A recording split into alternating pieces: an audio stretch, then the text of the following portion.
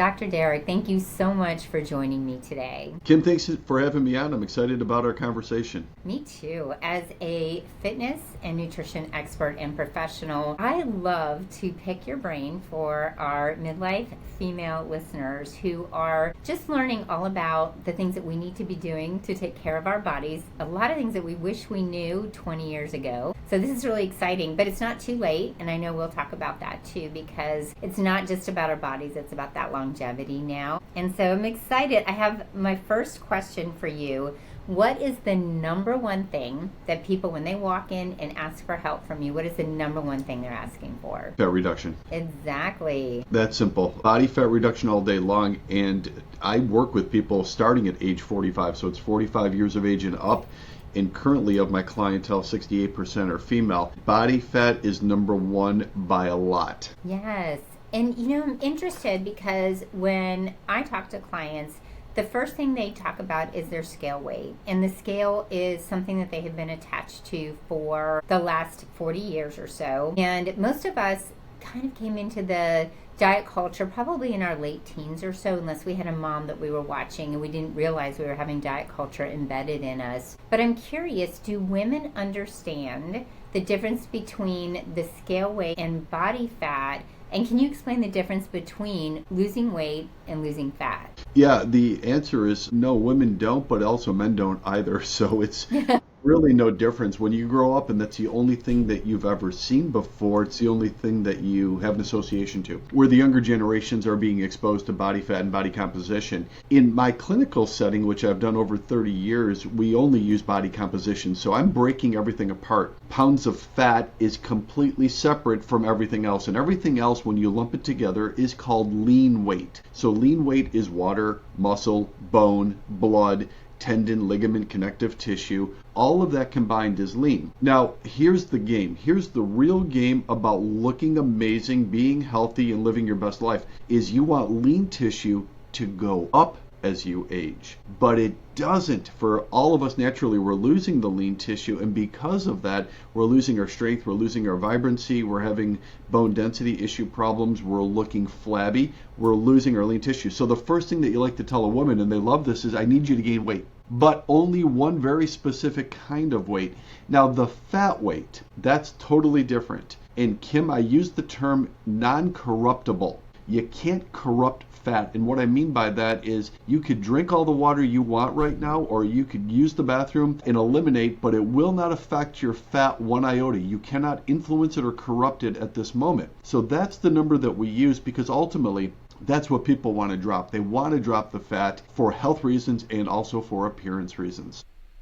I'm so glad you brought that up, because women will get on the scale, and I've done it over the years too, where that 2 or 3 pound fluctuation throughout the week is terrifying to some people, not understanding how literally the food, the waste, the water. So I'm so glad you said that. The fat, we can't corrupt that with those little things that we do. So well said. I've never heard that before, by the way, so thank you. Oh, my pleasure. Even one step further than that, I will tell people day one when I set up a consultation and an office visit where we'll go through everything, is I have absolutely no desire in helping you lose any weight if it's not bad weight. None whatsoever. Yes, you could cut calories, you could go on starvation diets, you could do these things. Oh, you'll lose weight. None of it will be bad weight though. None of it's going to be fat. You're just manipulating water and muscle and some internal matter, and that's about it. So if I was an accountant, I have to look at revenue and expenses. I can't just look at revenue. So if I did that, I might have a business that brings in $10 million, but I might be spending 20. So it's a negative net profit. It's like the same thing too with body fat versus weight. Weight is only one general thing that is pretty much meaningless until we can break it down into what it really means. And if you could lose the fat, honestly, you will have a fantastic life and appearance, and you're going to love how it feels. I love that. Let's talk about first, you said bad fat. So is there an okay fat and a bad fat? Well, when I talk about bad weight, fat is bad weight. But if you want to know, there are two different types of fat on your body. There is subcutaneous fat, and that's the one that everybody can grab. Like somebody might come into my office and say, I want to lose this, and they grab their midsection. And they're feeling the folds and so on and so forth and say, I need to lose the rolls, or they'll grab their tricep and say, I need to lose this fat. So that's subcutaneous, which is just below the skin.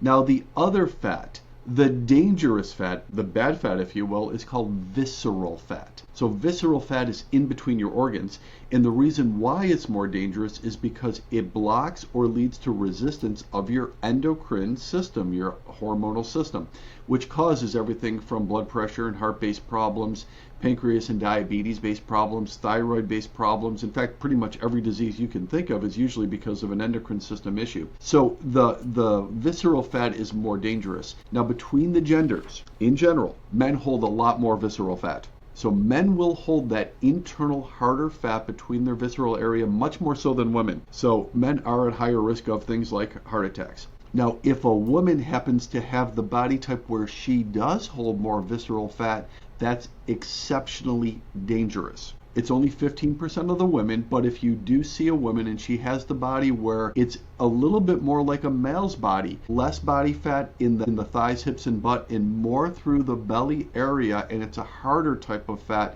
that's extremely dangerous for a female, and body fat loss is super critical at that point. Otherwise, there's going to be a lot of disease and a shortened life.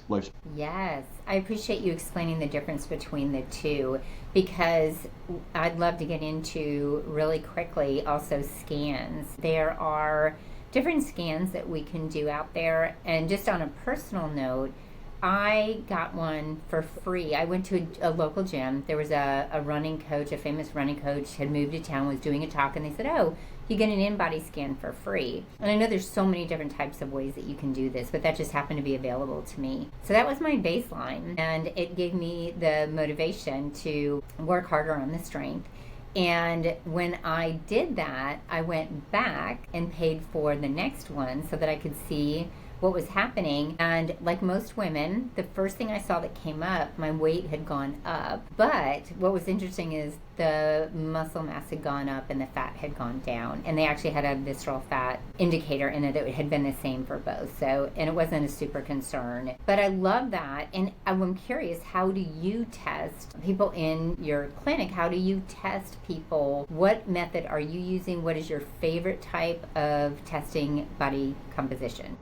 Well, the InBody is fantastic. In fact, for every client that we see them on a weekly basis, sometimes many times a week. But we do an InBody scan every month with every client. Every month, every client. It's an office visit. We break it all down. We take a look to see what's going on, and of course we course correct if we have to. What I've used in my clinic for the past 14 years also is a DEXA scanner, DEXA. So it's extremely accurate to the scientific level, more information than most people could ever even fathom, more than you'll ever really need, but ridiculously accurate, which is fantastic too. Now, a DEXA scan, though, unfortunately, is limited in certain states. So if you happen to live in California or New York, and I'm in New York, they've taken the DEXA scan ability away from anybody that's not medically related, which is too bad. They're kind of forcing everything through healthcare dollars because they're kind of trying to control the costs. Control the price. They're trying to push the price up, which is unfair for those two states. But a DEXA scanner, if you do have access to it, is fantastic as well. Oh, that's great. Thank you for sharing that, because I do think it is such a better indicator than the scale. And most people's scales are not even accurate anyway. So I think it's funny. I go to the doctor and I'm 1.5 pounds off on mine. I literally just put mine under the dresser and quit looking at it. Because when you're doing the right things, and we're going to talk about all the things that you are hoping that people will do for themselves. But I have a question about metabolism. When we are flooded with so much information on the internet, one of the things that we constantly see in scrolling is people will talk about having a slow metabolism, how to fire up, how to reignite, how to do all these things with the metabolism. And I'm curious what you think about that, because obviously there's so much that goes into the metabolism. When you hear that phrase, do you agree, or do you think that our metabolism is not slowing with age, we're just not doing the right things? I'd love to know your thoughts on that. It's definitely slowing with age. In fact, metabolism is directly controlled by how much muscle tissue you have on your body. So after a person hits their genetic peak, so women will hit a genetic peak between 18 to 24 years of age. After that, we start going into the state called atrophy. Atrophy means we start losing lean tissue, we start losing bone, we start losing tendon and ligament or connective tissue, we start losing muscle. Now, you're not going to realize it or see it when you hit 25, but you may start to see it at 35, and by 45 or above, you're definitely going to notice it. So you're not going to burn anywhere near the amount of calories that you used to. So, Kim, here's the equation. Every 1 pound of muscle on the human body is responsible for burning 35 to 50 calories a day. That's the metabolic equation. Every 1 pound, 35 to 50 calories a day. So if you're losing muscle tissue, you're going to be losing metabolism. Simple as that. Well, how do we gain it back? Or is it even possible if we're past our genetic peak? Or let's say we're well past our genetic peak. I work with people, as I mentioned, over 45, but I have over 30 clients that are over 70, and my oldest of all time was 97 years of age. So is it even possible to change that as you get older? And the answer is yes, but you do have to do resistance training, and it has to be done consistently, and you have to be increasing the challengeness of it during the time to make sure that you're agitating the muscle to build more muscle. So yes, you can increase it at any age. Yes, it is easier when you're younger. It's harder as you get older, but no doubt that will be the governing function of your metabolism. So I want to just make sure I hear this correctly. Let's say I've not been lifting. I'm 70 years old. I walk in. I'm 58, by the way, if you're listening and not seeing this on YouTube. You may think I look 70 anyway, but 70 years old, let's say I walk in, and you're saying I can still increase my muscle mass. First, Kim, you don't look a day over 20. Thank you. For those of you just on audio, he's right. No, I'm just kidding. Secondly, Kim, also when people ask, I always go higher. I tell them I'm 82. Right? Because at that point, they're like, wow, whatever you're doing looks fantastic for 82. Then they really have the buy-in, right?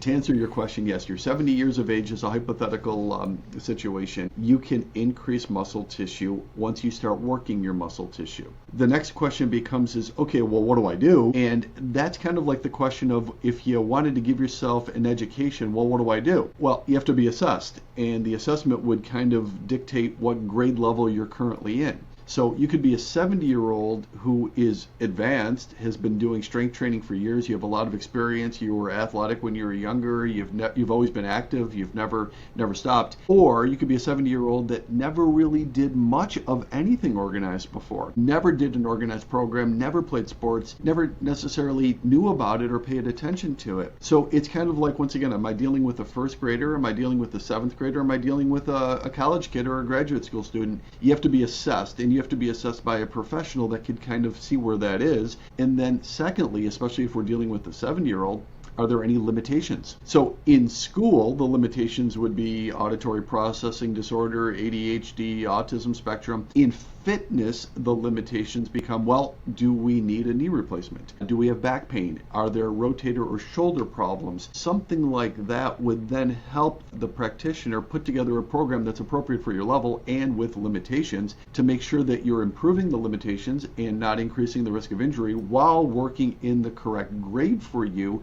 in which you're trying to improve. So it's very similar to school. Think like a teacher, think like an educator, think about the same type of evaluations that go into it, and then ultimately as a student, how do I improve my grades? So that's what I'm trying to accomplish. So when we're in our 40s, 50s, 60s, 70s, are we looking more at trying to get stronger? Are we looking at building muscle? Are they the same thing? Are we overlapping? And in addition to that, I guess I'd love some more specifics for the audience. What is the minimum amount of times that I can lift in a week to at least maintain what I build up to if I have to build up first? That's a lot of questions, by the way, in one. Right, no, and I know the theme in which you're going, and the answer is yes, you should have the idea that you're going to try to improve your strength. That is the thing. In fact, still to this day, every single workout that I do, my goal is, how do I get stronger today? Now, yes, I want to be a little bit realistic here. Am I going to be as strong as I was when I was 25? No. I'm not going to be as strong as I was when I was 25, but I'm not changing my mindset. My mindset is today I'm going to be my best version of myself yet, and I'm going to increase my strength. Strength is a component of muscle, but there's more to strength than just muscle. With strength, there's also the technique. And the longer you exercise, the better you get at the skill of exercising so that your technique improves and you're able to get stronger, if that makes sense. And muscle is one part of it. So I want more muscle, but I also want to learn the technique so I'm able to do it better and to be able to move more resistance or do it more times or less frequency or whatever those things are. That's kind of how the two between muscle and strength are interwoven. Am I making sense with that answer? Yes, yes. Okay. And well, the next part of that question, though, is what is the minimum amount you should do with it? And once again, it depends. I don't have to do much homework if I'm in first grade, but if I'm a graduate school student, I'm probably studying 8 hours a day. So if I'm a beginner, maybe 2 to 3 very complete structured workouts per week would be fantastic. That would start improving your strength. That would start improving your grade point average. If you're more advanced, you're going to need more than that. You're going to need 3, 4, 5 times per week, 6 times per week. Professional athletes training twice a day, morning and afternoon. Olympians training 3 times a day, morning, midday, later at night. It all kind of depends upon your grade level and what you're trying to achieve. And lastly, yes, the thought is with each and every workout, the goal isn't just to maintain unless you're already at a very good level. So once again, in school, if I'm already an A student, I want to maintain being an A student by doing what got me there. I don't want to maintain, because a lot of people think maintain means cruise control. And when you go on cruise control, you're already getting worse. If I do cruise control for my studies in school, boy, my grades are going to suffer. If I do cruise control for my career, it's going to start going negative. If I go cruise control for my workouts and my diet, I'm going to start losing ground. So if you have a client who's working out, let's say 3 to 4 times a week, what would you love to see them doing on the days that they're not lifting? Enjoying life. Oh my goodness, I want them to do whatever they want to do without any restrictions or limitations. So many people, as I mentioned, I have an older population that sees me. So many people will tell me, oh, I was going to go on XYZ trip, but there were too many steps. I didn't want to try to deal with all that walking and all those steps. Or I wanted to try kayaking or canoeing or something, but I'm afraid I can't get in and out of the boat and all these things. Or I think I'm going to be too tired or too exhausted, or is there close by parking so I don't have to walk so far? The second you start having to think like that is already the moment that your life is decreasing in quality. So the key thing here, at least in my opinion, yes, living long is fantastic, but living long with the quality of life, to be able to do the things you want to do without worrying about how many steps is it going to be from my car to where I have to go. I don't ever want that to be an issue for my clients. I want them to think, hey, this is what I want to do, and I'm going to do it because I have the ability to be able to pull it off. So yes, I think they should enjoy whatever that is. It could be walking the dog, biking, canoeing, kayaking, heck, rollerblading. It doesn't matter. Just go out there. If you want to enjoy it, just do it. So that's the point, right? We want to be able to live not only a longer life, but the quality of life has to be good, or there's no point. So I love that. I'm curious too about your thoughts on cardio. And we have a whole pushback on cardio right now. And let's loop into this question also things like mobility, balance work. What are your thoughts on those? Well, yeah, I guess, given the right amount of time or an unlimited amount of time, boy, we could just keep extending a workout session pretty long. Or you could do multiple ones in a day, as I was mentioning before. Unfortunately, most people that come to see me don't say, hey, Dr. Derek, I have unlimited time to do whatever you want to try to put together for me. Most of the time, a person will come to me and say, I'm extremely busy. I have very little time. What is the least amount I could do and still get good results? So that's usually the time factor of what I'm dealing with. And yes, I would focus and prioritize the strength training. There's nothing against cardio. I would do cardio, and any program I designed is going to have cardio. But cardio should be done after the strength training, not before. So yes, most people will go to a gym. Most people will do 30, 40, 50 minutes of cardio first and then try to lift weights. That would be like dumping all the gas out of the tank of your car then trying to drive to Florida. I wouldn't do that. You're not going to build muscle and you're not going to burn much fat that way. Do the strength training first, cardio second.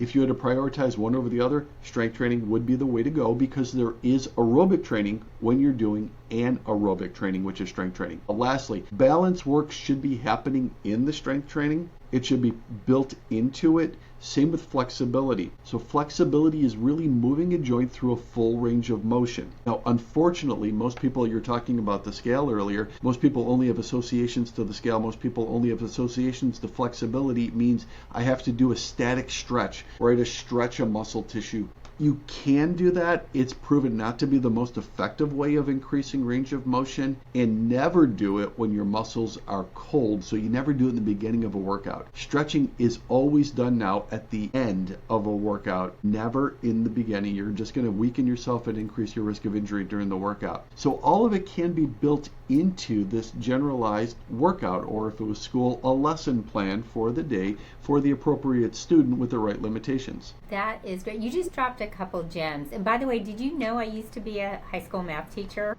I didn't, so I guess that's very relatable. This is relatable. It's resonating. Okay, one of the gems that you just dropped for me is strength training before cardio. And I unfortunately had to find this out on my own because I was a marathon runner, and then I would do my strength training after my runs, and I just wasn't getting any power. I was really having a hard time progressing. And when I switched that around, because running has become less of a priority for me anyway, just as we age, and using it more in a kind of an interval training type of thing.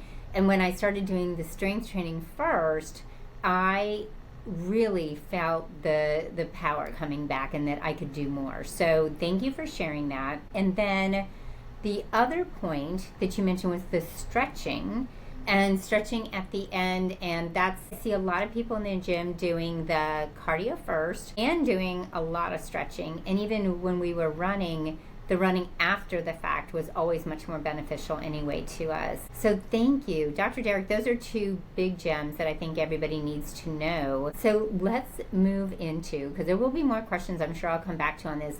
Let's talk about your other side, because we can't do everything just with exercise. The other side is the nutrition piece. And what are you finding is the obstacle for people to change? Because I think, and maybe not everybody knows this, but I think most people know that there are certain foods that are making it harder for them to change this fat ratio in their body. So how are you helping people to get over these obstacles and educate them on how to make changes with food? Yeah, so it's a good point. So I'm a nutritionist. I have a master's degree in nutrition, and when it comes to food, everybody wants to jump in and talk about strategy. Years ago, somebody might have talked about calories. Maybe 10 years ago, people wanted to talk just about their macronutrient breakdown. Now we're talking more about insulin and blood sugar levels. All in all, when it comes to nutrition, the number one thing is not strategy. The number one thing is mindset. People want to jump into a strategy, they're not even sure what they're trying to accomplish,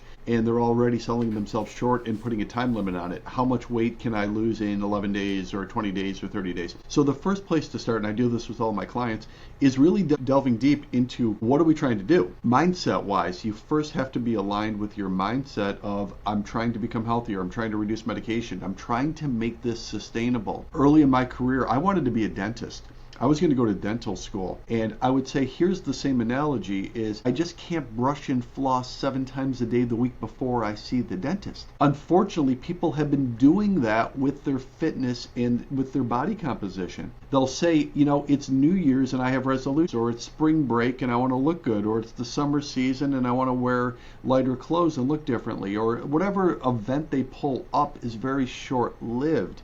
That's the whole, I'm going to brush and floss 7 times a day the week before I see the dentist. Or in your case in school, I'm not going to go to many classes, I'm not going to study much, I'm not going to complete my homework and my assignments, but I'm going to cram and stay up for 3 days straight and try to cram just before the exam, and hopefully I can pull it off. As we get older, we can't pull it off. It has to be more consistent than that, and that really is mindset more than even any type of strategy. So I want to get into the mindset that first and foremost, what are we trying to do? Are we trying to make it sustainable? Do you really want to improve yourself? Are you worth improving? I think a lot of people have to get to that aha moment of, you know, I never thought of it like that, but I guess to me, I am very important and I am worth improving. That's number one. Number two is after they get to that, they have to take ownership of it. Especially with diet, maybe even more so than fitness, a person will say, I understand what I should be eating because you taught me, but you don't understand my life.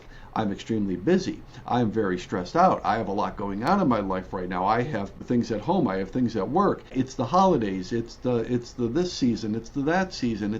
It's always something else, right? It's not. It's all you. Everything is you. You control it. So I call it extreme ownership, which many people will try to defend and say they don't want, but trust me, you do. I love it when I have nobody to rely upon other than myself, because then I'm not waiting for anybody else. I know I can do it, and I don't need anybody's permission to start eating in a certain way or doing a certain thing. I'm taking ownership of it, and there's nobody else that can influence it or help me do it.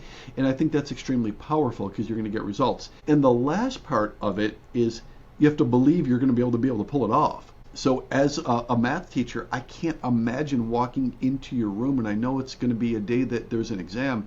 I'm not going to do well if I don't think I can pull this off. I have to have the mindset of, I've been studying and I've been going to class and I've been asking questions and I'm current on my work. I'm going to go into this exam and I know I'm going to do well because I am prepared. I know I have to have the confidence and the belief in it. So once all three of those things are in order, then we start jumping into strategy, and that's where it can really take off, and that's where results become outstanding. They become magical at that point. I can imagine. I appreciate you bringing up two things. Having the belief, because we have a lot of limiting beliefs from our childhood and from everything that's happened throughout our lifetime, convincing us we have so much evidence that we're not going to get through things. Diet culture is so pervasive that, and we've all tried a lot of diets, so of course we have evidence against ourselves. And the second thing that really was interesting is the ownership. And I know, because I work with women on overcoming that emotional eating.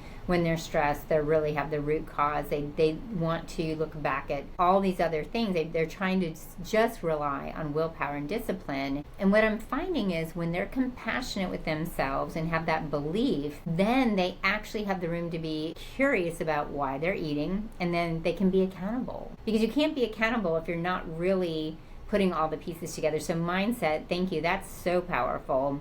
And I love that you're saying this, because I think that's one of the missing pieces that women need to hear. This is not just calories in, calories out, counting your macros, and having the deficit. It is also what's going on in your mind. So I love that. And curious too, because now let's talk about specifics. What specifically are women in midlife? What are we missing in our nutrition plan? What are we really needing? The short answer is more dietary fat. More dietary fat. So, Kim, when it comes to food, here's the deal. You only have three choices. It's going to be protein, fats, or carbohydrates. So no matter how many thousands of choices there seem to be when you go to the grocery store, it breaks down to those three things. Now, I do like to educate the fact that we initially only had two choices when it came to food. You could either fish or hunt, which means you had protein and fats, but carbs didn't come until much later.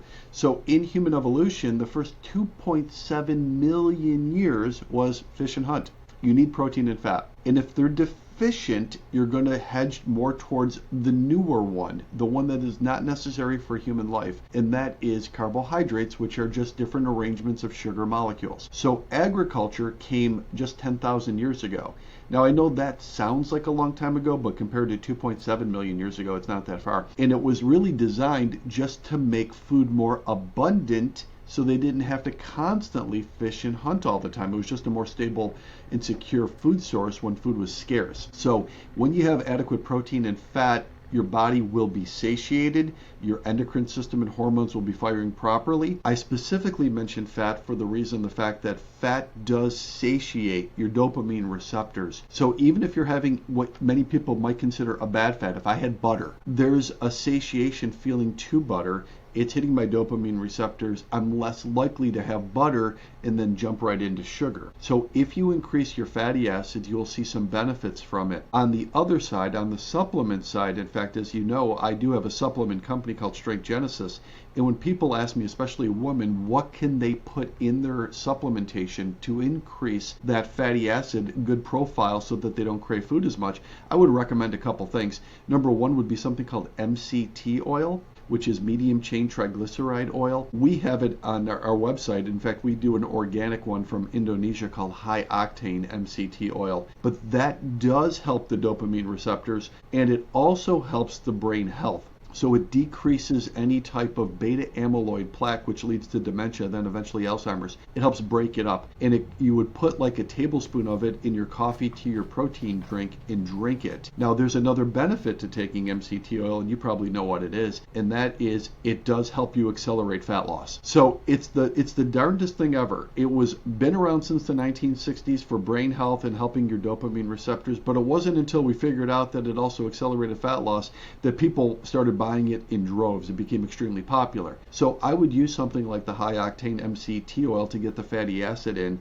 There's others as well. A very good fish oil can make a difference. Taking in other types of fats too. Olive oil, we've known that for thousands of years, is a very effective oil to diminish cravings and help the brain health. We have something called Australian macadamia nut oil, which is even higher in omega-3 fats than even the olive oil, and awesome for brain health. So I would probably start with fats if I was a female mid-age trying to get over the cravings and change the endocrine system or the hormone profile. That's so interesting because I think it is hard for women after all these years to hear that fat burns fat. No, it's really hard. So MCT oil also tastes a lot better in your coffee than olive oil. So I'm glad that you mentioned that. I really appreciate that. We're going to play a little game. And the game is you're going to rate on a scale of 1 to 10. You can go above and below if you really want to. There are some trendy things that we hear, and I'm just curious, and we'll come back to the ones that you feel really strongly about. So if you don't know what I'm talking about on some of these, we'll just skip over it. But first of all you have to do is name a number. Weighted vests for walking. 10. Awesome. Ab roller. 10. Beach body workouts. Love it. Running. Fasted workouts. And protein powder? Depending on the protein powder, 10. Or 1 if it's a bad protein powder. Nice. I love that. That's a perfect answer. Collagen. Collagen, 7. Creatine. 10. All right, so let's talk about these. I love it. Thanks for playing. I appreciate it. I just want people to think off the top of their head, so I love that you did that. Let's talk about the weighted vest. Why do you think the weighted vest is great for women who are walking? I think, once again, it does depend upon your grade level. It depends on your fitness level. I wouldn't start somebody there, and I certainly wouldn't start somebody there that had back trouble, hip problems, or knee problems, or feet problems. But a weighted vest is fantastic because it will build strength along your spine. As having a minor degree in physical therapy, I'm a huge fan of strengthening all the muscles along the spine. In the 32 years I've been doing this, I have never yet met a person that said, my back is just getting too strong. Never have I heard such a thing. So all of the muscles, and there's many along the spine, can all be improved by a weighted vest, but that's not all. It'll help your glutes, it'll help your quads, and it also will help you burn calories like crazy. Source, now you have another 5, 10, 15, some of them go up to 80 pounds, 100 pounds. They can get very heavy, but you're going to have a huge metabolic lift from that. Your core temperature is going to increase. You're going to be burning calories like crazy. It's awesome for bone density. If you're worried about bone density issues along the spine, along the hips and spine are what they like to look at with those DEXA scans, as I was mentioning earlier. It's excellent for all of those. So I would use, if you can, a weighted vest. Fantastic. I'm actually thinking about buying one, and so that was a very, very selfish question. But creatine, I'm taking creatine, and that is something we're hearing so much more about, so I wanted to know your thoughts on taking creatine. I can speak for 7 straight podcasts about creatine alone. Creatine is a supplement that I do manufacture and do make at Strength Genesis. However, we've put them into chews, so a little bit different. I'll backpedal here for a second and describe what creatine is and what it works. So creatine is a molecule, and you do have it naturally occurring inside your muscle tissue, and you do get it in when you eat protein-based foods. Now, creatine does help bind with water, and it improves energy level, or ATP production, which is your energy level, while you're working out. So if a person starts taking creatine, they typically have much better endurance during their workout. They're able to work out longer. They have more energy during the workout, which then leads to increased strength because you're able to do more. So it's fantastic for that. And we've known that since the early 90s. But what we've learned in the last 5 to 10 years is it's also wonderful for many other things. For cognition, or the speed in which you're processing information, it's like a 10 out of 10. In terms of mood stabilization, it's like the best antidepressant ever. It's a 10 out of 10, totally natural. In terms of improving your metabolism, in terms of bone health, in terms of diabetes. So a lot of diabetics now are taking it, and there's a lot of studies on PubMed with creatine and diabetics, because it allows your pancreas to be more sensitive again to insulin. You never want any type of losing the sensitivity of insulin. So it's helping diabetics produce more insulin naturally, so it helps regulate blood sugar levels better, and it will help you burn more fat. Now, for the longest time, it's been in powder form, and you would have to add it to something. You wouldn't just necessarily drink it by itself because it was kind of chalky and powdery, so people would put it in their protein shake as an addition to their protein shake. But a lot of people, unless you were a fitness enthusiast or an athlete, wouldn't do it. It was just too inconvenient. It was too sloppy. They don't want to carry a tub of powder around all the time. So we put it in sugar-free chews that taste like Starburst, but it was designed the same way to get 5 grams of creatine in. And the best time to take it in is right after a workout. There's never a bad time to take it. You could take it even on off days, but if you do work out, take it after the workout. It helps the muscle tissue rebuild and repair to get the most out of the workout. Nice. Okay. That is amazing. I do love the cognitive benefits, the research that's come out on that. I think that's so powerful because then it can become more mainstream for people. It's not just for bodybuilders, is what we all thought in the past. Okay, I have to talk to you about this fasted workout stuff because as women, we get a lot of mixed signals. We have some fitness professionals who are saying, ladies, you need to get some fuel on board before you walk in and do your strength training. And then there are some people, and obviously you agree, with having a fasted workout. And I'm assuming maybe it's different goals, but can you elaborate on that and why you are good with fasted workouts? Yeah, in fact, I've recommended both over time. So initially in the first half of my career, I always wanted a person to eat before they trained. Super important. Now, if you have somebody training at 5 or 6 in the morning, I would tell people, hey, look, get up at 4, make a small breakfast, get your wheat toast, maybe a little bit of oatmeal, something like that in the belly so that we can fuel the workout. It makes all the sense in the world, except for a couple things. It doesn't help fat loss, and if you're not careful with it, blood sugar fluctuates like crazy, and you could either feel like you've lost your energy during the workout, or you could throw up all over your shoes, which is not pleasant. Now, the question I will ask a client is, if your goal is to drop fat, which most of them are, they want to drop fat, I would say don't eat before your workout because you will be in a heightened state of ketosis. So what is ketosis? It's part of the, the keto diet, right? So keto diet, what does that mean? It means fat burning. Ketosis is the process of using your fat for energy or burning fat. It happens only when your liver has a lower amount of sugar in it. The sugar is called glycogen, and when the stores are high, you will not burn any fat for energy.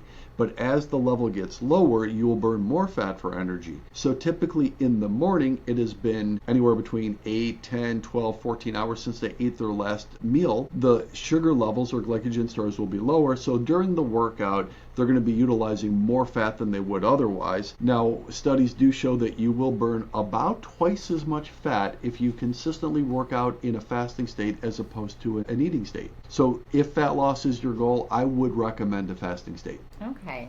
And what if strength is your goal and you are not in a fat loss phase?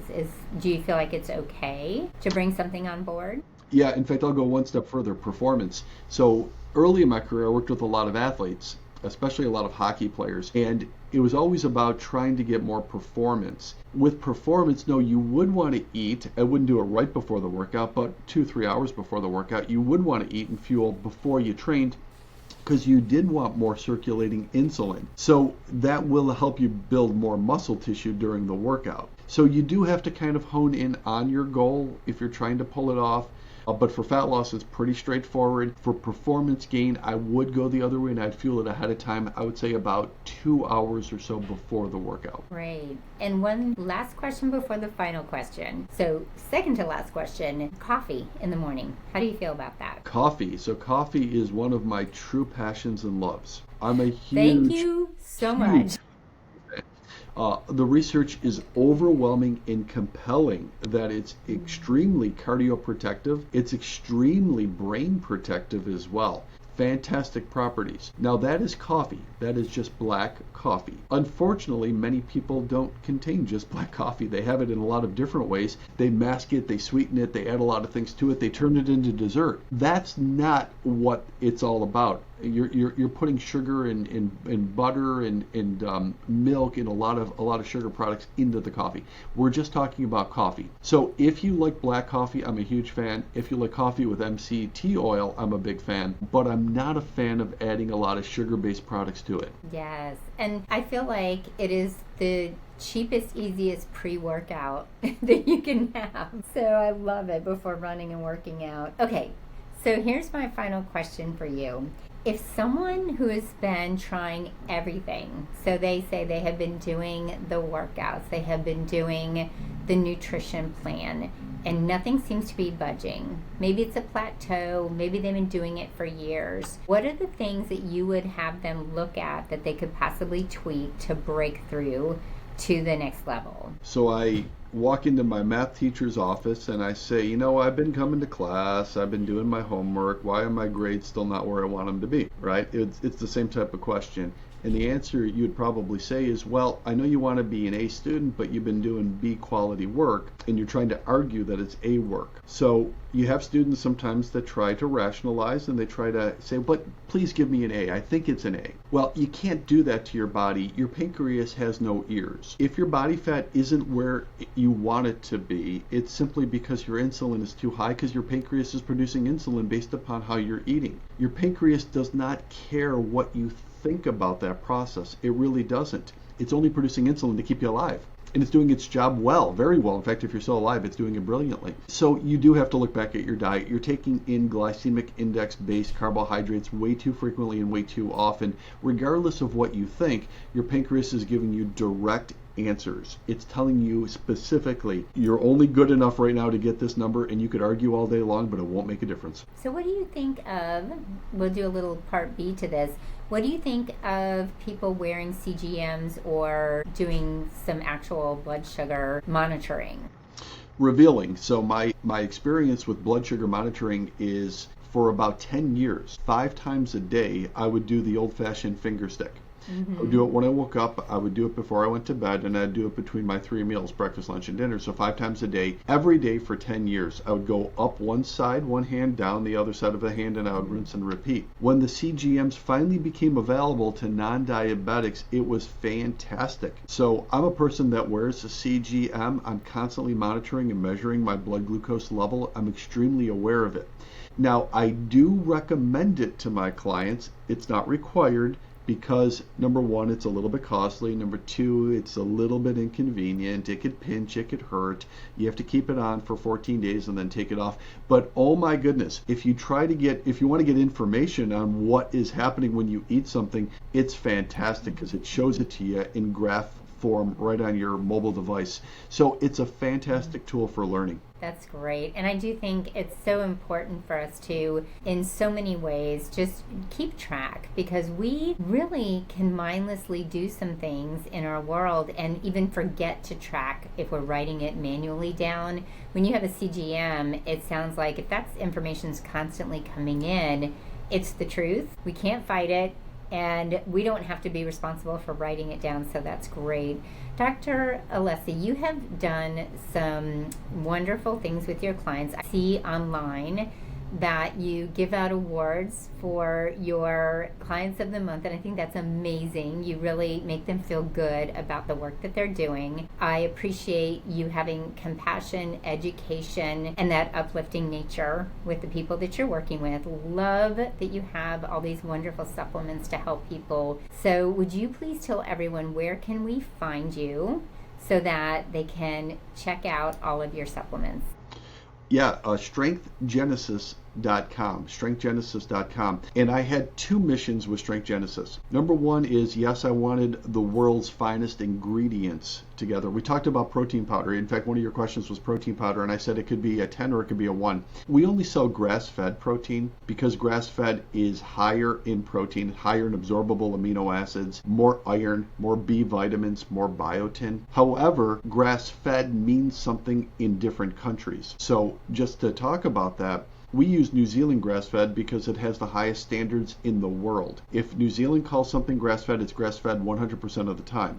And just for comparison, because people always say, why are you getting your protein from New Zealand? Why don't you get it here from the United States? And the answer is the United States can call something grass-fed if it's grass-fed just 4% of the time. Just 4 or more, which won't have anywhere near the quality, not anywhere near the amount of iron, biotin, B vitamins, and absorbability. So this New Zealand grass-fed protein is the lightest, fluffiest, best tasting protein you have ever had, but it also performs great. So that was a big part of our mission. Get the best possible ingredients, New Zealand grass-fed protein, Australian cold-pressed macadamia nut oil, which is the world's healthiest cooking oil, Origin extra virgin oil salad dressing, which has been our hottest product. We can't keep it on the shelves enough because we're selling so much every single month.